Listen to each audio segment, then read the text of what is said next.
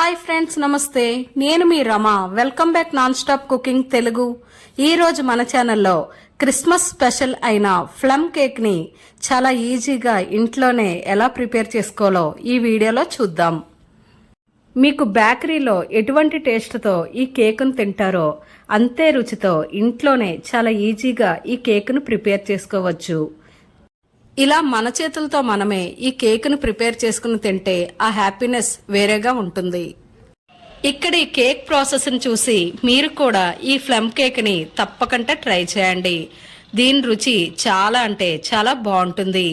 ఈ వీడియోని చూసే ముందు ఈ వీడియోకి ఒక లైక్ చేయండి. కొత్తగా ఎవరైనా చూస్తే మన ఛానల్కి తప్పకుండా సబ్స్క్రైబ్ చేసి పక్కనే ఉన్న బెల్ ఐకాన్ని యాక్టివ్ చేయండి. ఇప్పుడు దీని ప్రాసెస్ ఏంటో చూద్దాం. దీనికోసం ముందుగా ఆరెంజెస్ 2 తీసుకోండి. వీటిని కట్ చేసి వీటి రసాన్ని ఇలా తీసుకోండి. ఇక్కడ ఆరెంజ్ జ్యూస్ అనేది 1/2 కప్ వరకు సరిపోతుంది. ఇలా తీసిన ఈ ఆరెంజ్ రసాన్ని ఇప్పుడు ఒక బౌల్లో వేసుకోండి. ఇప్పుడు దీనిలోకి సన్నగా తరిగిన జీడిపప్పు 2 టేబుల్ స్పూన్, బాదం పప్పు 2 టేబుల్ స్పూన్, ఖర్జూరం 2 tablespoon, tutti frutti 3 to 4 spoons, కిస్మిస్ 2 టేబుల్ స్పూన్స్ వేసుకొని ఒక స్పూన్తో బాగా మిక్స్ చేసుకోండి.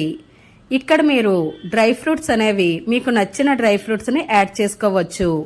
ఇలా దీన్ని మిక్స్ చేసి 2 నుంచి 4 గంటల పాటు పక్కన పెట్టుకోండి. మీకు ఒకవేళ టైం ఉంటే ఓవర్ నైట్ దీన్ని ఫ్రిడ్జ్లో పెట్టుకున్నా పర్వాలేదు.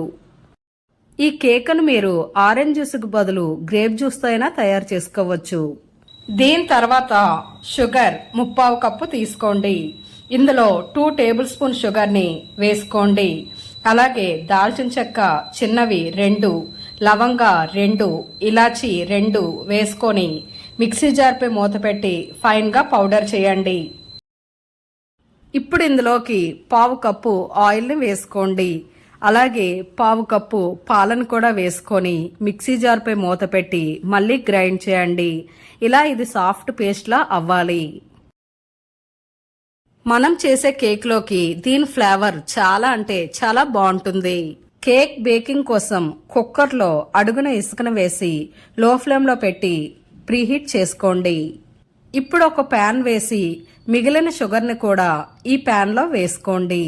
ఇక్కడ ఫ్లేమ్ని లో ఫ్లేమ్లో పెట్టి షుగర్ని బాగా కరగనివ్వండి. ఇలా ఈ షుగర్ అనేది కరగడం స్టార్ట్ అవుతుంది. ఇక్కడ మాత్రం మీరు ఫ్లేమ్ని లో ఫ్లేమ్లో పెట్టుకొని మాత్రమే చేసుకోవాలి. ఇలా ఈ షుగర్ మొత్తం కరిగి క్యారమెల్ సిరప్లా రెడీ అవుతుంది. ఇక్కడ మనం చేసే క్యారమెల్ సిరప్ అనేది మాడిపోతే మనం చేసే కేక్ టేస్ట్ అనేది మొత్తం మారిపోతుంది. కాబట్టి ఈ క్యారమెల్ సిరప్ని అస్సలు మాడనివ్వద్దు.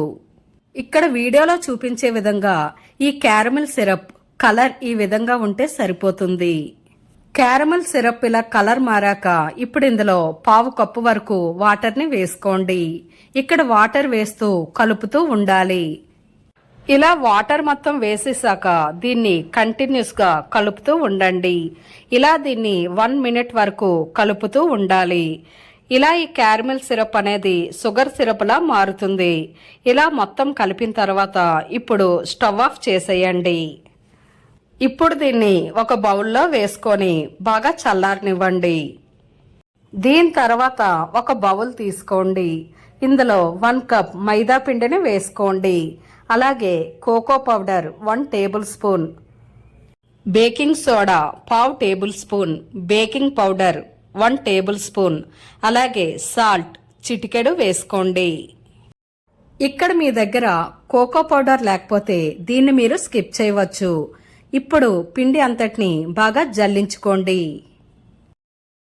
ఇప్పుడు మనం ముందుగా నానబెట్టిన డ్రై ఫ్రూట్స్ని పిండిలో యాడ్ చేసుకోండి.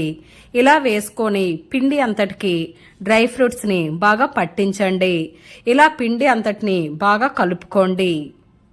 అలాగే ఇందులో మనం ముందుగా ప్రిపేర్ చేసిన షుగర్ సిరప్ని అలాగే దాల్చిన చెక్క పేస్ట్ని వేసుకోండి. వెనీలా ఎసెన్స్ 2 నుంచి 4 డ్రాప్స్ వరకు వేసుకొని ఒకసారి బాగా మిక్స్ చేయండి. ఇక్కడ ఈ పిండిని కట్ అండ్ ఫోల్డర్లా కలుపుకోవాలి. అలా మీకు రాకపోతే పిండి అంతటిని ఒకే డైరెక్షన్లో కలుపుకోండి. మనం రెగ్యులర్గా చేసే కేక్ బ్యాటర్ లాగా ఇక్కడ పిండి అనేది ఉండదు. మనం రెగ్యులర్గా చేసే కేక్ బ్యాటర్లో పిండి అనేది రిబ్బన్ కట్లా పడుతుంది, కానీ ఇక్కడ పిండి అనేది కొంచెం థిక్గా ఉంటుంది. ఇలా ఈ పిండి అంతటిని ఒకే డైరెక్షన్లో మొత్తం అంతా బాగా మిక్స్ అయ్యేటట్టు బాగా కలుపుకోండి. అలాగే కేక్ ఫ్లేవర్ కోసం వాడే వెనిలా ఎసెన్స్ బదులు మీకు నచ్చే ఎసెన్స్ ని మీరు యూస్ చేసుకోవచ్చు. ఇప్పుడు కేక్ మౌల్డ్ తీసుకోండి. ఇందులో 1 టేబుల్ స్పూన్ ఆయిల్ ని కేక్ మౌల్డ్ అంతటికి అప్లై చేయండి. ఇలా అప్లై చేసిన ఈ కేక్ మౌల్డ్ లో ఇప్పుడు అడుగున బటర్ పేపర్ ని వేసుకోండి. మీ దగ్గర బటర్ పేపర్ లేకపోతే వైట్ పేపర్ కి 2 వైపులా ఆయిల్ ని అప్లై చేసి వేసుకోండి. ఇప్పుడు దీనిలోకి కేక్ బ్యాటర్ వేసుకోండి. ఇలా వేసుకొని కేక్ మౌల్డ్ ని 2 టైమ్స్ ట్యాప్ చేసుకోండి.